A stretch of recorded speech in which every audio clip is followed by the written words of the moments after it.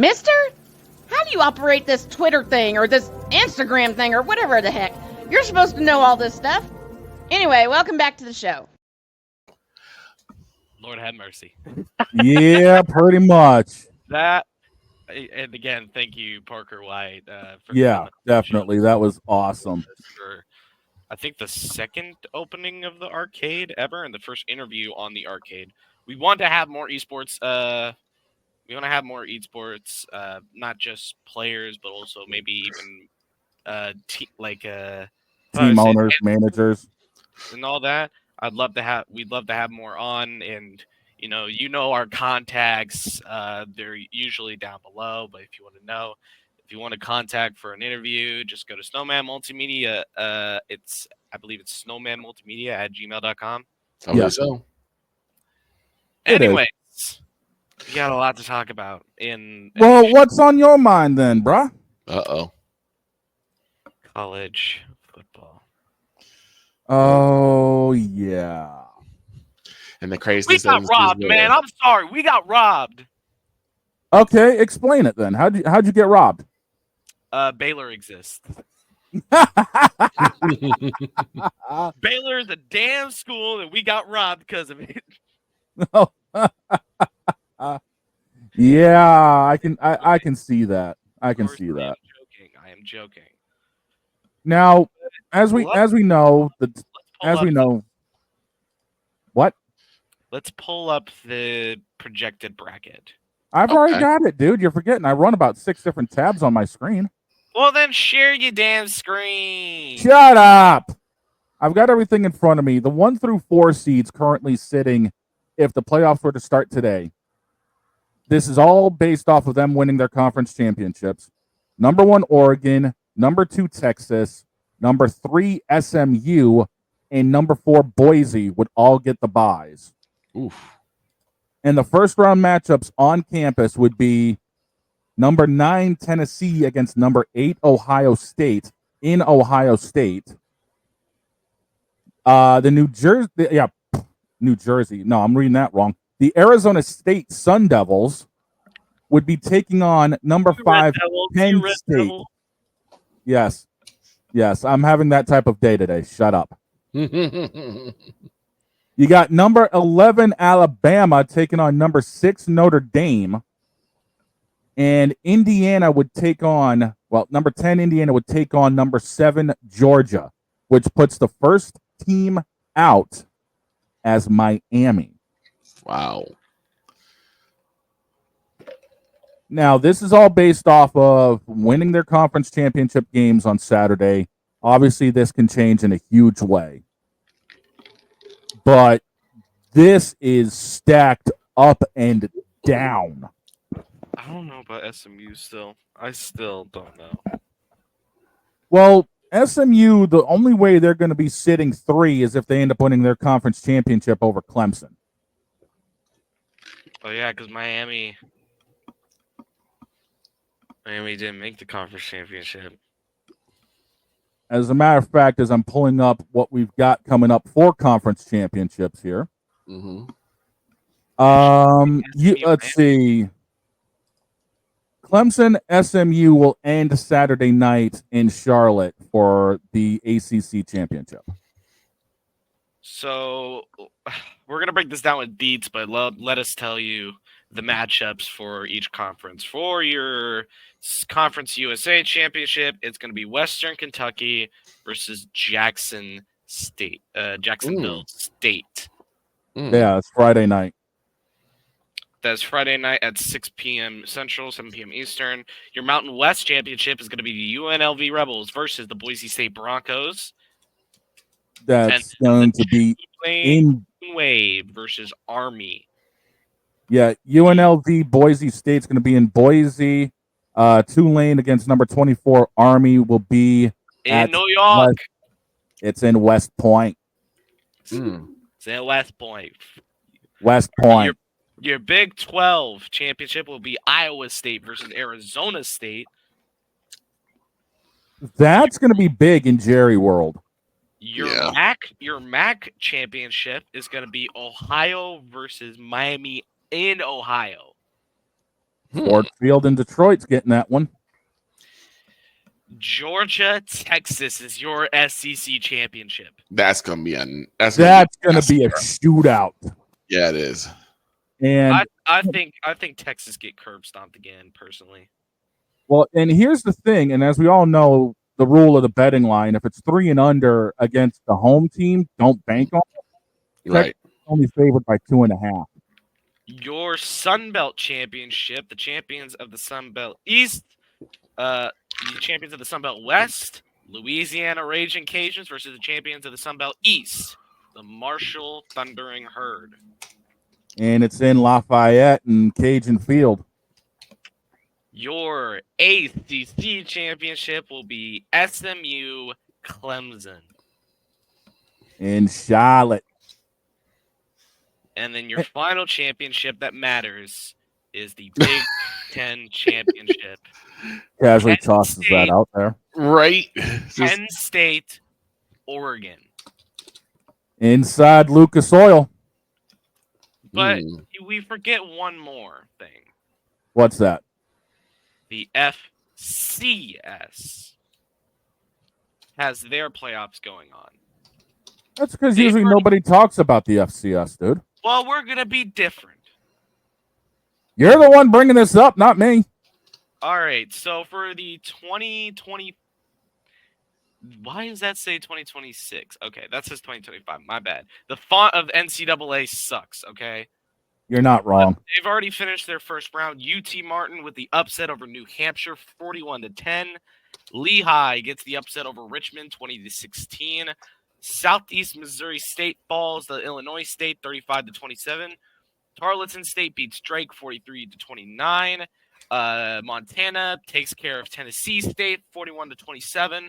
Villanova takes care of EKU, the Colonels, 22-17. Central Connecticut State fell to Rhode Island, 21-17, and Abilene Christian shut out Northern Arizona, 24-0. Your second round of the FCS championship will be Montana State versus UT Martin, Idaho versus Lehigh, North Dakota State versus Abilene Christian, Mercer versus Rhode Island, University Incarnate Ward versus Villanova, South Dakota State versus Montana, South Dakota versus Tarleton State, and UC Davis versus Illinois State finishes out your FCS second round. Wow. Yeah, there's a lot. Yeah, there is. There really is. I want to say this. I want this to be a rule. For some reason, I want to make the FCS and the FBS a little more interesting. The champions of the FCS, I think, should automatically be promoted to the FBS. I could see that. I mean, it's a lot like the and the worst team in the FBS will be sent down to the FCS. So a lot like what they do with football out in Europe, the relegation zone. Because the relegation, yes. Because Kent State finished 0-11. Or it's like 0-12. Let's just put it this way: 0 for season. Sounds about right. The easiest way to put it: 0 for season. That sounds about right. The standings and you go to the MAC, they are 0-12 in the season, 0-8 in the conference. They suck. Yeah, like I said, 0 for season. Listen, this is how you rebuild. This is how you get the Pac-12 rebuild started. We already have confirmed teams moving to the Pac-12. Yeah. And those teams are as follows, all from the Mountain West. You have Boise State. You have Colorado State, Fresno State, Utah State, and San Diego State. 5 teams. But to be considered an actual full conference, you have to have 8 teams. Yeah, you do. Who do you think makes the move? Do you think it's an FCS team making the move up to D1? Not up to D1, up to the FBS to join the Pac-12? Or do you think just some random team, maybe a CUSA team like Sam Houston or UTEP? You also got the New Mexico State over there. And New Mexico State can't join the Mountain West because New Mexico has it in their contract to where New Mexico State can't join the Mountain West. Mm-hmm. Because that's how deep the rivalry runs, where they're signing contracts that say that team cannot be in our conference. Mm-hmm. Geez, that sounds like something they took out of F1 when Prost and Senna were working together. That's crazy. But I think this is going to be your best option. Pac-12, if you were hearing this, you got Gonzaga. Wait a minute. Am I sensing something?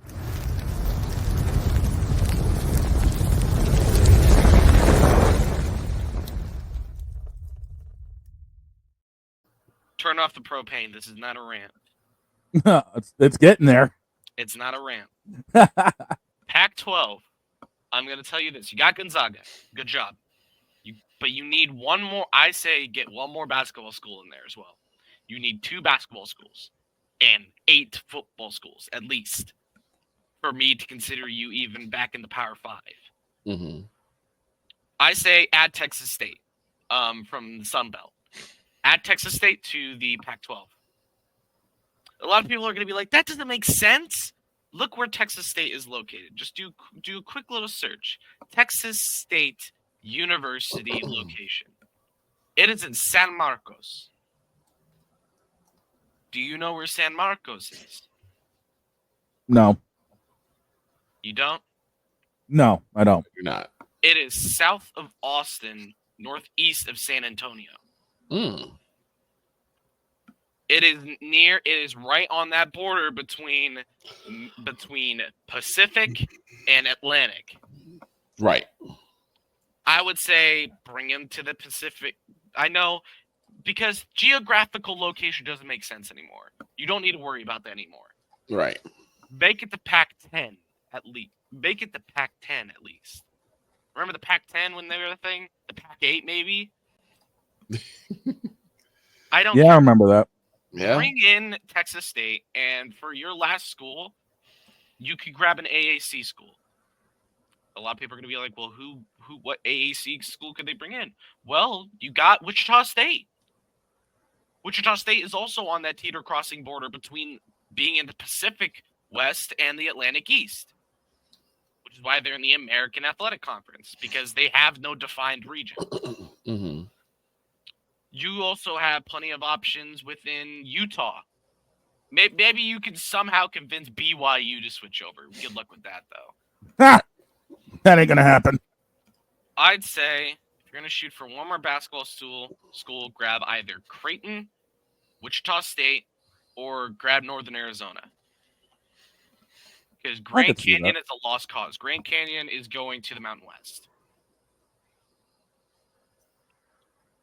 Just grab one of those teams. I want to see you back as considered a Power 5 conference. And remember, you don't need to worry about geographical location, just as long as their state is not touching the Atlantic Ocean. Like Right. Texas. like Louisiana. You could grab ULM for all I care. Just please become a conference again. I love the subtle plea. Just please. Also, by the way, bleep you, Shane.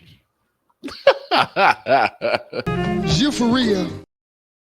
I think he is. Your Bruins also lost me $100 last night, but Ooh. Shut up, bitch! Oh my Man. I put 100 down on Detroit, 2-1 in the third, and then my hopes and dreams were crushed as soon as it got sent to overtime. Yeah. Well, I'll take that. I've never cried so hard over 100.